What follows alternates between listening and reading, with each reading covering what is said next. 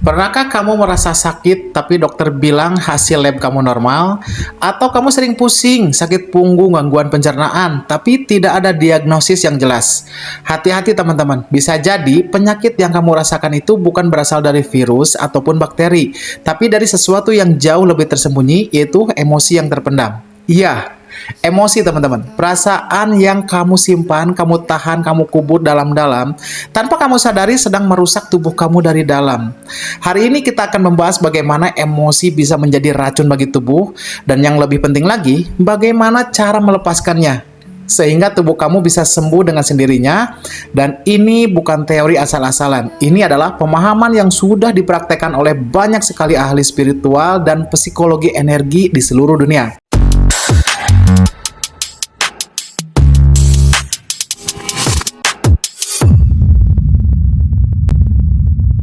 Assalamualaikum warahmatullahi wabarakatuh teman-teman. Sebelum kita mulai, saya ingin mengajak Anda semua untuk mendukung channel ini. Jika konten tentang spiritual, energi, meditasi, dan manifestasi seperti ini bermanfaat untuk Anda, silakan klik tombol subscribe, nyalakan lonceng notifikasi agar tidak ketinggalan video terbaru, dan bagikan video ini kepada orang-orang yang juga membutuhkan.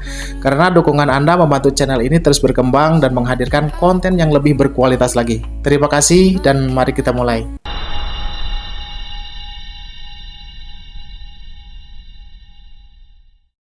Pertama-tama kita harus memahami satu hal penting teman-teman. Tubuh kita itu bukan hanya daging dan tulang saja. Tubuh kita adalah sistem energi. Setiap organ, setiap sel, setiap bagian dari tubuh kamu ini bergetar dengan energi tertentu. Ketika energi ini mengalir lancar, kamu sehat. Dan ketika energinya tersumbat, kamu sakit. Lalu apa hubungannya dengan emosi? Emosi adalah energi. Kata emosi sendiri berasal dari bahasa Latin, movere, yang artinya bergerak keluar. Jadi emosi itu seharusnya bergerak, mengalir, lalu keluar. Tapi apa yang sering kita lakukan? Kita menahannya. Ketika kamu marah, tapi kamu tersenyum.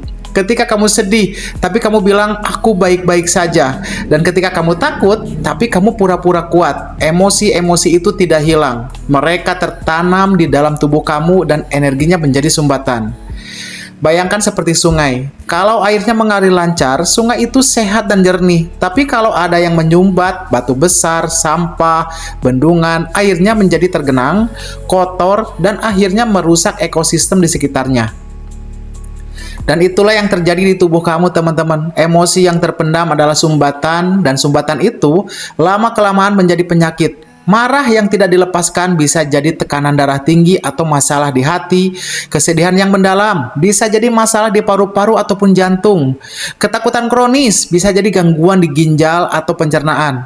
Dan tubuh selalu jujur. Dia merekam semua yang kamu rasakan, meskipun pikiran kamu menyangkalnya.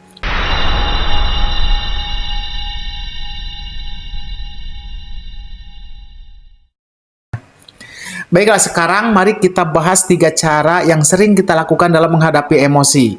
Dan sayangnya, ketiganya itu adalah salah dan berbahaya bagi tubuh. Cara yang pertama, reflection. Menekan emosi ini yang paling umum. Kamu merasa sedih, tapi kamu bilang pada diri kamu sendiri, jangan cengeng, kuatkan dirimu, sabar. Kamu merasa marah, tapi kamu telan bulat-bulat karena takut konflik. Kamu bilang, sudahlah, lupakan saja. Atau kamu merasa takut, tapi kamu pura-pura percaya diri di depan orang lain. Kamu sembunyikan semua itu. Inilah yang disebut repression. Menekan emosi ke bawah sadar kamu, kamu mengubur perasaan itu hidup-hidup. Tapi ingat, yang dikubur hidup-hidup akan terus menggali jalan keluar. Emosi yang ditekan tidak hilang. Dia tersimpan di tubuh kamu, di otot yang tegang, di pernapasan yang pendek, dan di perut yang kram. Lama-kelamaan, tekanan itu menciptakan penyakit kronis teman-teman. Orang yang sering menekan emosi biasanya mengalami kelelahan kronis, sakit kepala terus-menerus, nyeri punggung dan leher, atau bahkan penyakit autoimun. Kenapa? Karena tubuh terus-menerus dalam kondisi siaga, energinya tidak bisa rileks, sistem imunnya menjadi kacau. Dan cara yang kedua yaitu expression, meluapkan emosi. Ada yang berpikir, kalau menekan itu salah berarti kita harus meluapkannya. Nah, jadi ketika marah, mereka teriak, membanting barang, menyalahkan orang lain, gampang tersinggung. Ketika sedih, mereka menangis sejadi-jadinya, berlarut-larut dalam drama. Dan ketika takut, mereka panik dan membuat orang lain ikut cemas. Ini juga bukan solusi, teman-teman. Meluapkan emosi tanpa kesadaran hanya membuat emosi itu semakin kuat, seperti api yang diberikan bensin, semakin besar, makin tidak terkendali. Orang yang sering meluapkan emosi biasanya mengalami tekanan darah tinggi, jantung berdebar, gangguan tidur, atau bahkan sering sakit karena sistem tubuh yang lelah akibat badai emosi yang terus-menerus. Selain itu, meluapkan emosi juga merusak hubungan dengan orang lain. Kamu menjadi orang yang sulit didekati karena mudah marah atau terlalu dramatis. Dan tipe orang ketiga yaitu escape atau melarikan diri. Ini adalah cara modern yang paling populer. Kamu tidak mau merasakan emosi kamu, jadi kamu lari. Lari kemana? Ke media sosial, nonton film berjam-jam, main game online, makan berlebihan, belanja tanpa henti, alkohol, rokok, atau bahkan narkoba. Kamu sibukkan diri kamu dengan hal-hal eksternal supaya tidak perlu merasakan apa yang ada di dalam diri kamu. Tapi lagi-lagi, emosi itu tidak hilang. Dia hanya tertunda, dan semakin lama kamu lari, semakin besar utang emosional kamu. Orang yang sering melarikan diri dari emosi biasanya mengalami kecanduan, seperti makanan, gadget, belanja, dan lain-lain, kecemasan yang tidak jelas sumbernya, depresi tanpa sebab yang pasti, atau gangguan konsentrasi dan kehilangan makna kehidupan. Jadi, 3 cara tadi itu menekan, meluapkan, atau melarikan diri, semuanya berbahaya, teman-teman. Kemudian apa solusinya?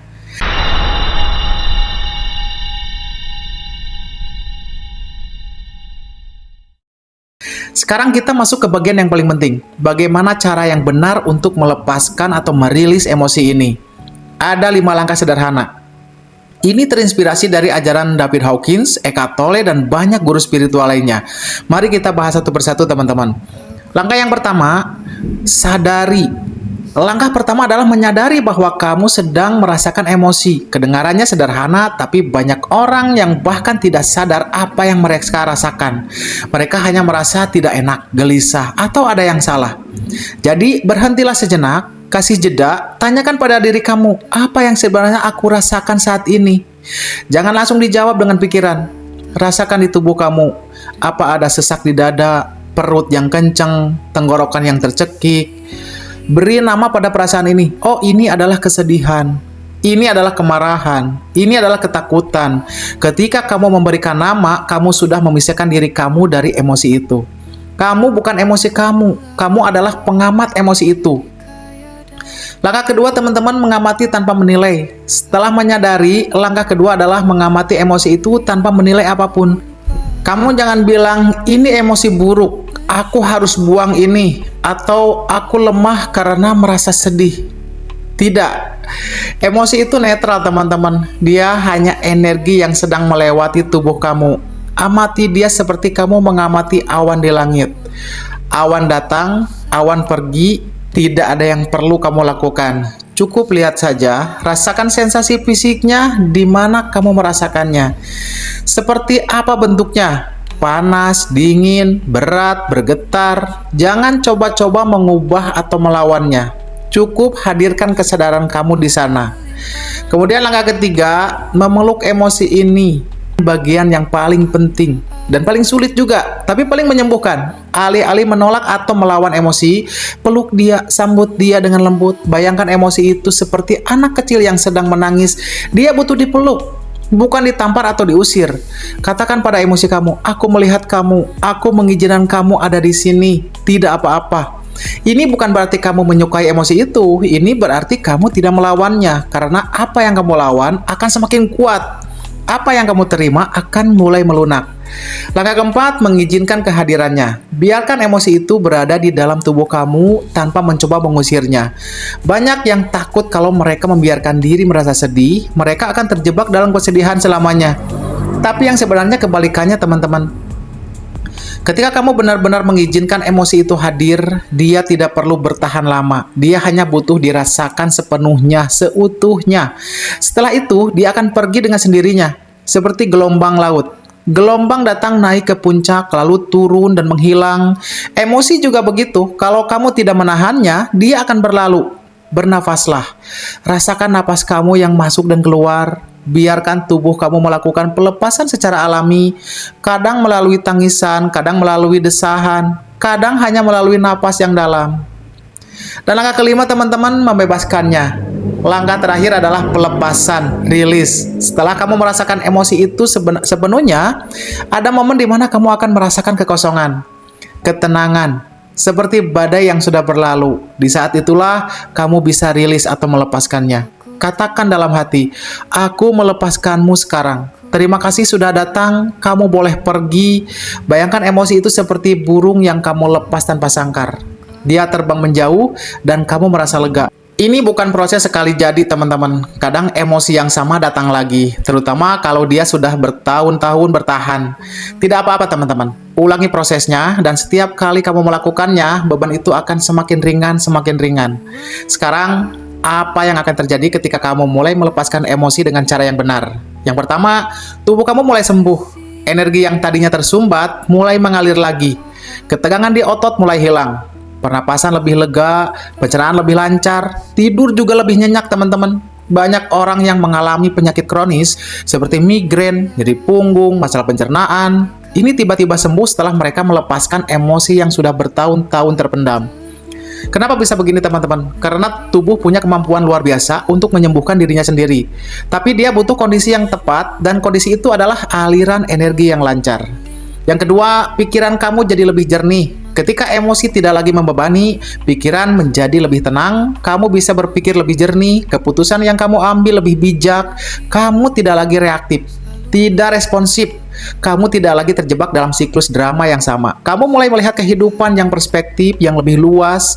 Dan yang ketiga, hubungan kamu menjadi membaik. Ketika kamu sudah tidak lagi menyimpan emosi terpendam, kamu tidak lagi melampiaskannya kepada orang lain. Kamu tidak lagi mudah tersinggung, tidak lagi menyalahkan, tidak lagi menghindar. Kamu bisa hadir sepenuhnya dalam hubungan. Kamu bisa mendengarkan dengan tulus. Kamu bisa mencintai tanpa syarat. Dan yang keempat, teman-teman, hidup kamu jadi lebih seimbang. Kamu merasa lebih damai, lebih ringan, lebih bebas. Ada ruang di dalam diri kamu untuk hal-hal yang lebih indah, lebih kreatif, kegembiraan, kasih sayang. Kamu tidak lagi dikuasai oleh masa lalu. Kamu hidup di masa saat ini dengan penuh kesadaran dan syukur. Jadi mulai hari ini, saya akan mengajak Anda untuk memulai perjalanan ini. Perjalanan untuk mengenal emosi Anda. Bukan untuk melawannya, tapi untuk merangkulnya, memeluknya. Bukan untuk melarikan diri, tapi untuk hadir seutuhnya, sepenuhnya. Ingatlah teman-teman, kesehatan fisik kamu dimulai dari kesehatan emosional kamu. Tubuh dan jiwa adalah satu kesatuan. Ketika jiwa kamu damai, tubuh kamu akan mengikuti. Tidak perlu buru-buru, tidak perlu sempurna, cukup mulai dengan langkah kecil saja. Setiap hari, luangkan waktu beberapa menit untuk duduk dalam keheningan, merasakan apa yang ada di dalam diri kamu, terima, peluk, lepaskan. Kamu akan terkejut betapa banyak yang berubah. Dan teman-teman, terima kasih sudah menonton sampai akhir. Jika video ini bermanfaat, bagikan kepada orang-orang yang kamu sayangi. Karena semua orang berhak untuk sembuh teman-teman. Bukan hanya secara fisik, tapi juga secara emosional dan spiritual. Dan sampai jumpa di video berikutnya teman-teman. Semoga harimu penuh dengan kedamaian. Semoga bermanfaat. Wallahu a'lam bishawab. Assalamualaikum warahmatullahi wabarakatuh.